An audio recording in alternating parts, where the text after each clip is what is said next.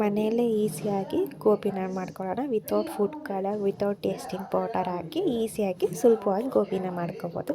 ನಾನಿಲ್ಲಿ ಫಸ್ಟು ಚೆನ್ನಾಗಿ ತೊಳೆದು ಎಲೆಕೋಸನ್ನ ಹೆಚ್ಕೊತಾ ಇದ್ದೀನಿ.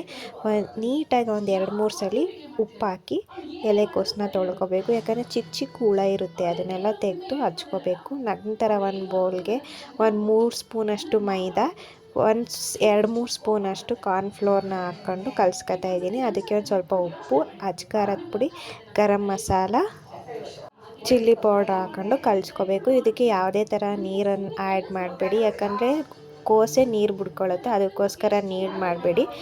ಆಮೇಲೆ ಚೆನ್ನಾಗಿ ಕಾಯ್ದಿರೋಂಥ ಎಣ್ಣೆಲಿ ಒಂದೊಂದಾಗಿ ಬಿಡ್ಕೊತಾ ಹೋಗಬೇಕು. ಸ್ವಲ್ಪ ನೀರು ಕೈ ಮಾಡ್ಕೊಂಡು ಬಿಡ್ಕೊತಾ ಹೋದರೆ ಗರ್ಮಿಯಾಗಿ ಬೇಗ ರೆಡಿ ಆಗುತ್ತೆ ಇದು ಗೋಬಿ. ನೆಕ್ಸ್ಟು ಇನ್ನೊಂದು ಒಗ್ಗರಣೆ ಹೇಗೆ ಮಾಡ್ಕೊತಾ ಇದ್ದೀನಿ ಅಂತಂದರೆ, ಸ್ವಲ್ಪ ಎಣ್ಣೆ, ಈರುಳ್ಳಿ, ಶುಂಠಿ ಬೆಳ್ಳುಳ್ಳಿ ಪೇಸ್ಟು, ಕೋಸು, ಕ್ಯಾಪ್ಸಿಕಮ್ಮು, ಸ್ವಲ್ಪ ಅಚ್ಕಾರದ ಪುಡಿ, soya sauce, chilli powder, garam masala, ಈರುಳ್ಳಿ, ಕೊತ್ತಂಬರಿ ಸೊಪ್ಪು ಉದುರಿಸ್ಕೊಂಡು ಹಾಕೋತಾ ಇದ್ದೀನಿ. ಈಸಿಯಾಗಿ ರೆಡಿ ಆಗುತ್ತೆ ಮನೆಯಲ್ಲೇ. Thank you.